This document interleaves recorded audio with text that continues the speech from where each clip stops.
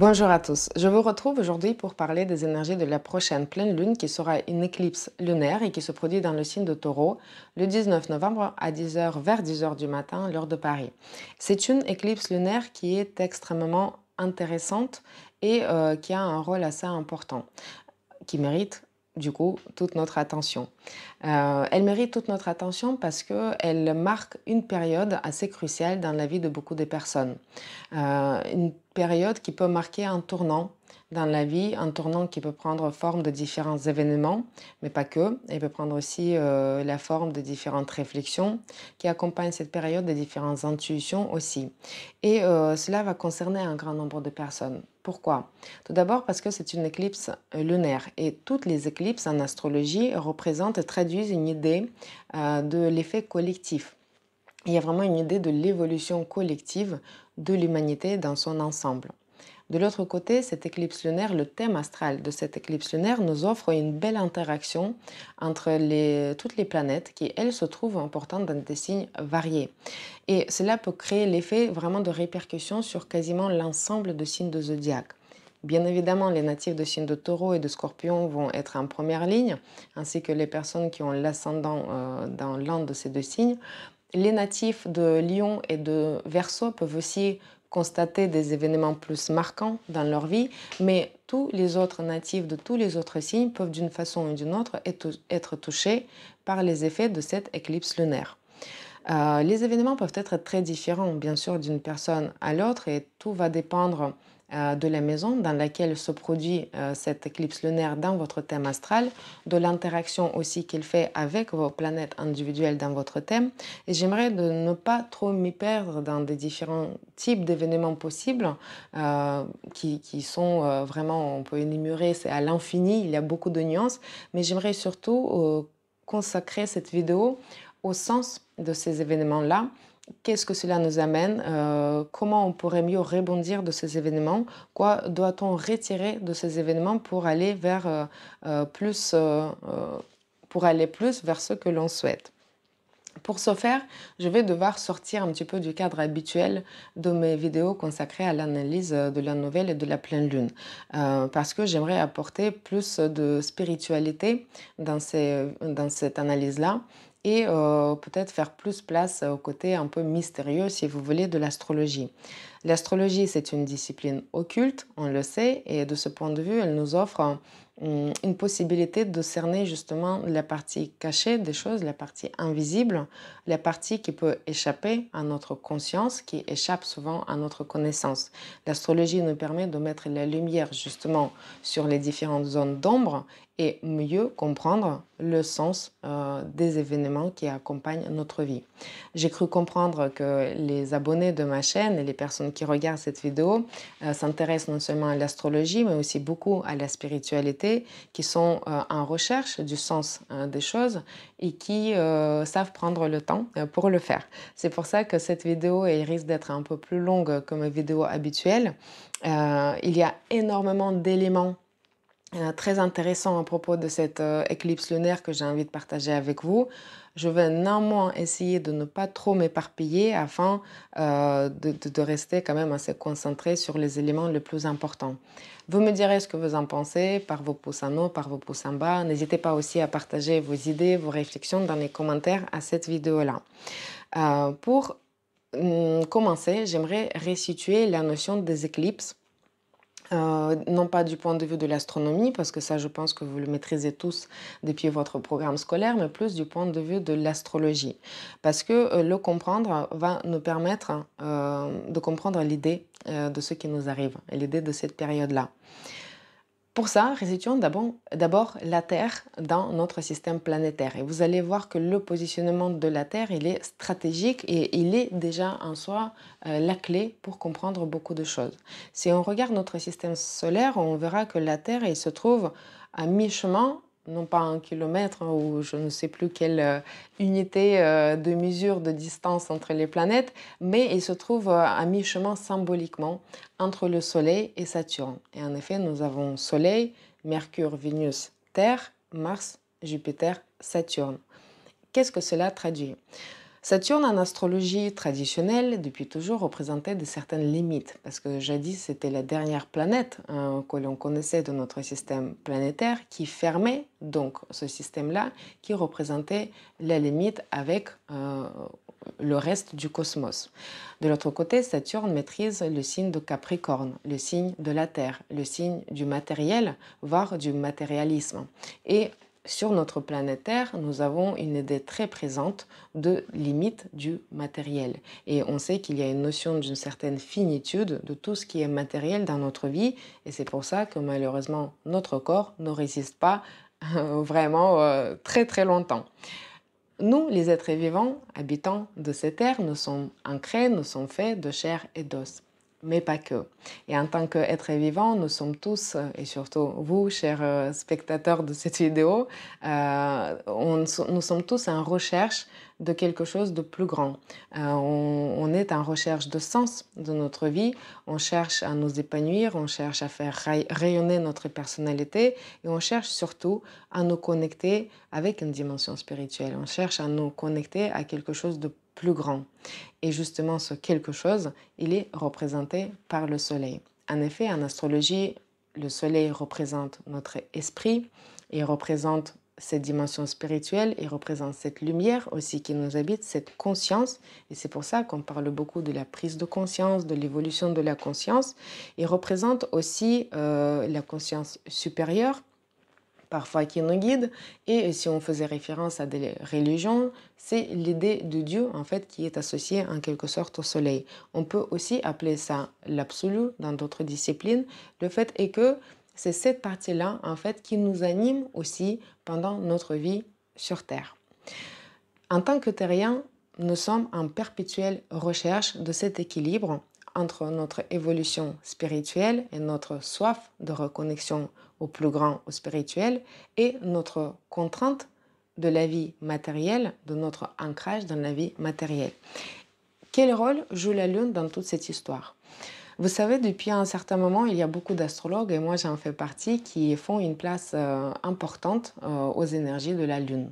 La Lune a repris une importance particulière dans la vie de la société aussi. Il y a de plus en plus d'agriculteurs qui respectent les cycles lunaires, les phases lunaires. Elle prend une toute nouvelle place dans la vie des femmes aussi, une place retrouvée dans la vie des femmes qui pratiquent énormément de cérémonies de la pleine lune, qui font beaucoup de pratiques de reconnexion à l'esprit de la lune, qui essaient de respecter aussi les cycles, les phases lunaires. Et j'ai l'impression que beaucoup de personnes qui vont dans ce sens-là estiment que c'est une façon de se reconnecter justement à une dimension spirituelle. Quand on comprend le symbolisme astrologique et la philosophie astrologique, on comprend que ce n'est vrai qu'en partie. Et qu'en réalité, la Lune, il ne faut jamais l'oublier, est un satellite de la Terre. Et justement, la Lune, elle joue en quelque sorte un intermédiaire, celui qui nous aide à opérer les changements nécessaires. Et la Lune est étroitement associée à la notion de changement pour trouver le fameux équilibre et pour toujours aller vers plus de spiritualité tout en gardant présent l'idée de la matière dans notre vie. Et justement, la Lune, elle va plutôt être associée à une certaine conscience archaïque. Conscience certes, mais archaïque quand même. Et si on devait choisir entre le matériel et le spirituel, la Lune va davantage quand même se référer au plan matériel de notre vie. C'est pour ça qu'on constate aussi beaucoup plus l'influence de la Lune sur notre partie émotionnelle, sur les différents événements, sur les différents fluides aussi de notre monde, nos fluides corporels, etc. Parce que la Lune, elle va plutôt traduire notre idée animal qui est très propre à la Terre pour le coup. Et c'est cette idée d'animal, d'un être vivant, ancré dans la matière, mais qui va chercher une évolution. Les choses intéressantes se passent justement au moment des éclipses, quand on comprend ces notions de base. L'orbite de la Lune croise le plan de l'écliptique. Et justement, le chemin de la Terre autour du Soleil va nous parler de notre besoin d'évoluer vers le spirituel. La Lune dans son mouvement, va toujours nous garder connectés à notre nature animale et ne va pas nous laisser aller beaucoup trop loin dans la spiritualité pour justement qu'on puisse remplir notre mission de vie de terrien à pouvoir cumuler les deux de façon effective dans notre vie. Vous allez comprendre que cette pleine lune dans le sens de Taureau, en opposition au soleil dans le signe de Scorpion, tout ça a un aspect à Neptune, et à Pluton dans le signe de Capricorne fait tout à fait sens dans ce que je vous raconte. Donc j'essaie de garder quand même, vous voyez, la pensée bien précise. Le croisement de l'orbite de la Lune avec le plan de l'écliptique vont créer deux points fictifs en astrologie qui s'appellent les nœuds lunaires. Vous savez sans doute qu'il y a un nœud lunaire nord qui est vecteur de notre évolution et nous avons aussi le nœud lunaire sud qui va représenter justement plus d'inconscient dans notre vie. Ce qui est très intéressant, c'est que cette pleine lune dans le signe de Taureau elle se produit près du nœud lunaire nord et on va comprendre en quoi est-ce que c'est important. Et justement, les éclipses, du point de vue de l'astrologie, c'est un moment où les astres se trouvent en conjonction ou en opposition près de nos lunaires nord et ils nous ouvrent, si vous voulez, un certain portail, mais j'aime pas trop le mot parce qu'il est beaucoup trop connoté aujourd'hui, mais en tout cas une possibilité, une période propice à plus de recherche de cet équilibre. C'est à ce moment-là que les choses vont se rééquilibrer d'elles-mêmes. Et c'est pour ça que cette période est souvent associée à des événements plus importants. Il y a plus d'événements qui se produisent à l'occasion notamment de l'éclipse lunaire puisque ça arrive au moment de la pleine lune. Et ces différents événements vont jouer le rôle de modérateur dans notre vie. Si on est allé beaucoup trop dans le côté matérialiste des choses, dans le côté trop matériel, si on néglige notre besoin d'évolution, notre besoin d'épanouissement, notre besoin de prise de conscience des choses, les événements vont aller dans ce sens-là. Si en revanche on est allé beaucoup trop dans le spirituel, qu'on pense que ce monde matériel, on l'a dépassé, qu'on n'en a pas besoin, on va aussi avoir des événements qui vont nous rééquilibrer dans l'autre sens-là. Et c'est pour ça qu'il n'y a pas forcément, ce n'est pas tellement important de quel signe vous êtes pour comprendre l'influence de l'éclipse lunaire dans votre vie, mais ce qui est important, c'est de comprendre votre propre équilibre et votre proportion de la dimension spirituelle et de la dimension matérielle dans votre vie. Quand je parle de la dimension spirituelle, ça va être de l'ordre très subjectif pour chaque personne, mais ça va toujours nous ramener à la prise de conscience de ce qui est important pour nous, ce qui est bon pour nous, ce qui nous amène vers un équilibre personnel et donc très subjectif que l'on recherche. Est-ce qu'on se sent heureux? Est-ce qu'on se sent accompli? Est-ce qu'on sent qu'on arrive à transmettre ce qu'on estime pouvoir enfermer en nous? Est-ce qu'on a l'impression qu'on peut partager ce que nous avons de mieux en nous? Est-ce que nous avons l'impression que nous avons le sens à notre vie et qu'est-ce qu'on fait pour y arriver? C'est pour ça que j'ai appelé cette vidéo le pas vers soi. Parce que justement, je disais, cette pleine lune, elle se produit près du nœud lunaire nord. Le nœud lunaire nord va nous permettre de comprendre vers quoi doit-on aller, vers quoi doit-on tendre justement pour arriver à cet équilibre et pour arriver à cet équilibre d'abord personnel, donc un pas vers soi. J'aurais pu l'appeler aussi percer le sens de son évolution, percer le sens de son être, percer le sens de sa vie aussi, rien que ça. Grand programme, mais percer le sens de sa vie dans un domaine particulier, à une période donnée de votre vie, donc on ne parle pas des choses vraiment absolues dans notre vie. Néanmoins, le fait est que ce soit une éclipse lunaire. Qu'est-ce que cela nous dit? Cela nous dit qu'à l'occasion de la pleine lune, nous avons plus de lumière, nous avons plus d'éclairage justement sur notre partie instinctive et peut-être sur nos différentes choses qui nous retiennent un petit peu trop dans la matière. Mais la lune se trouve éclipsée par la Terre et donc il se trouve pendant quelques instants à l'ombre de la Terre. Et à ce moment-là, c'est le Soleil qui prend le dessus. Donc notre conscience prend le dessus au moment de cette éclipse lunaire qui, de surcroît, se trouve près du nœud lunaire nord. Et ça veut dire qu'à ce moment-là de cette éclipse lunaire, on va avoir une occasion unique de prendre conscience des différentes choses qui nous empêchent ou dont on a besoin pour aller vers plus d'épanouissement personnel. Évidemment, cela ne va pas se faire d'une traite. Les événements peuvent se produire avant la pleine lune, après la pleine lune, ou plutôt avant ou après l'éclipse lunaire. Nous traversons une période des éclipses, les événements peuvent s'étaler. Mais il est très important durant cette période de faire attention à ces événements-là, de faire attention à ses pensées, à ses réflexions, à ses décisions, parce que justement tout ceci a un sens particulier comme j'ai essayé de vous le traduire. Les conséquences de ces décisions-là aussi, de ces événements-là, peuvent aussi s'étaler dans le temps. Et on sait que les effets des éclipses peuvent durer 3 mois, 6 mois et dans certains cas 9 ans et 18 ans. Ce qui est intéressant aussi à propos de cette éclipse lunaire en particulier, c'est qu'elle marque, je disais, une période cruciale, mais une période qui est une période en fait d'une transition globale importante. Il y a beaucoup de choses qui nous parlent de cette transition. Tout d'abord, c'est une pleine lune qui se trouve dans le signe de Taureau, alors que les nœuds lunaires, eux, ils se trouvent encore sur l'axe Gémeaux-Sagittaire. Nous sommes en train de terminer un certain programme, une certaine phase de l'évolution, si vous voulez, qui avait été initiée il y a 1 an et demi, quand les nœuds sont rentrés sur cet axe Gémeaux-Sagittaire. Durant cette période, nous avons dû revoir nos différents concepts établis, les concepts un peu généraux de la vie, nos philosophies de la vie, et on a pu plonger en fait dans l'esprit d'un élève qui apprend de nouvelles choses, qui s'éduque aussi tout seul, qui apprend à se reconnecter d'une nouvelle façon à d'autres personnes. Aujourd'hui, nous arrivons à la fin de cette période-là et il sera temps pour nous de commencer à penser à la période d'après.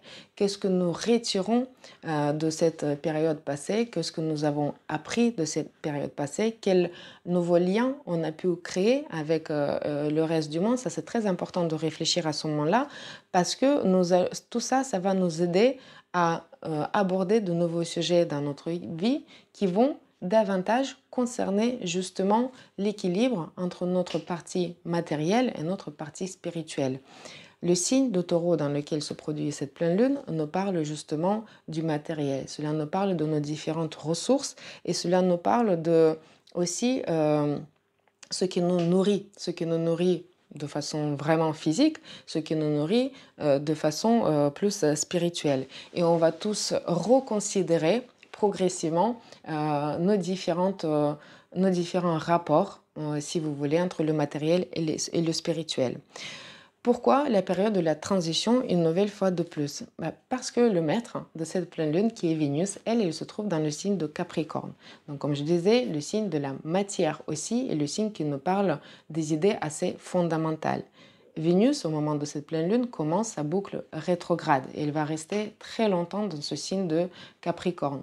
Et on va, durant cette période, être amené, durant la rétrogradation de Vénus, à reconsidérer de façon fondamentale nos valeurs les plus importantes sur lesquelles on construit notre vie. Ces valeurs, cette réconsidération peut concerner plusieurs domaines de notre vie. Il peut s'agir de notre vie professionnelle. Est-ce que cela nous fait épanouir? Est-ce que cela paie assez l'énergie que l'on y donne? Est-ce que cela nous nourrit? De point de vue, est-ce que cela nous prend plus que cela nous donne? On peut reconsidérer et se poser toutes ces questions aussi dans nos relations que nous avons ou que nous avons envie seulement de créer. On peut poser cette question aussi dans nos rapports avec les enfants, avec nos proches, avec nos parents. Donc nous sommes vraiment dans une période où on prend note de tout ce qui s'est passé, on reconsidère beaucoup de choses et en fait on révalorise notre propre personnalité et on révalorise aussi les choses qui sont importantes dans notre vie. Donc on peut être tout à fait en quelque sorte, non pas de perte de sens, mais de révision totalement de sens et des objectifs qu'on va se fixer très bientôt. Toute cette période de fin d'année, elle est vraiment très propice à ça et on va peut-être passer par une certaine période de brouillard où justement on se cherche encore un petit peu et on cherche à formuler ces nouvelles valeurs. Parce que le signe de Capricorne nous parle d'une certaine forme, le signe de Taureau nous en parle aussi et donc peut-être on avait déjà des idées un peu vagues, mais là on va commencer à donner forme à ce nouveau concept qui vont nous accompagner pendant la nouvelle période de notre vie. Quand on est un petit peu plus ancré dans la matière, quand on ne cherche pas à comprendre le sens des choses, quand on n'est pas du tout dans l'évolution spirituelle, justement ces moments des éclipses, ça peut marquer un moment où on est basculé. Où on est basculé et c'est pour ça que l'idée d'un certain fatalisme est associée à la notion des éclipses. Mais c'est une idée un peu héritée du passé quand on se préoccupait très peu en fait de la conscience, de l'évolution spirituelle et on était beaucoup plus concerné par qu'est-ce qu'on mange, quand est-ce qu'on mange. Et c'est pour ça que les gens ils ont l'habitude en fait qu'il y a quelque chose de grave qui arrive au moment des éclipses. Ce n'est pas tout à fait le cas et la gravité, si vous voulez, cela dépend de votre équilibre personnel, comme je le disais, et votre capacité personnelle de comprendre le sens de ces événements-là. Justement, j'espère que cette vidéo va vous aider à le comprendre, à le cerner et comprendre en fait que grâce à notre conscience, on peut mieux cerner le sens des événements et comprendre dans quel sens ça va chercher à nous équilibrer.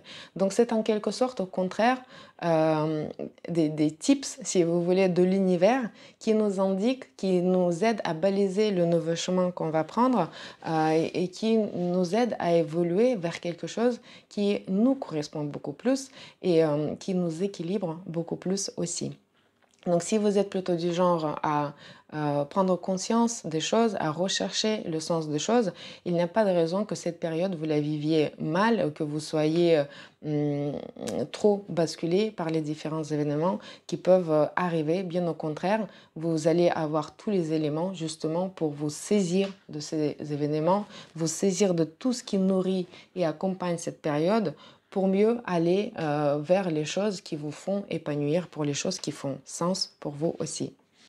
Justement, comme vous avez pu le comprendre, la conscience est une notion clé pour toute période et la période des éclipses en particulier. Je vais terminer cette analyse de cette période plus que de ce thème astral en particulier par vous donner mon exemple personnel de comment j'arrive à la finalisation d'une certaine phase Gémeaux-Sagittaire pour évoluer vers une autre phase Taureau-Scorpion. Et je voulais vous parler du projet du livre que j'ai et que j'aimerais vous présenter en espérant que ce livre va bientôt voir le jour.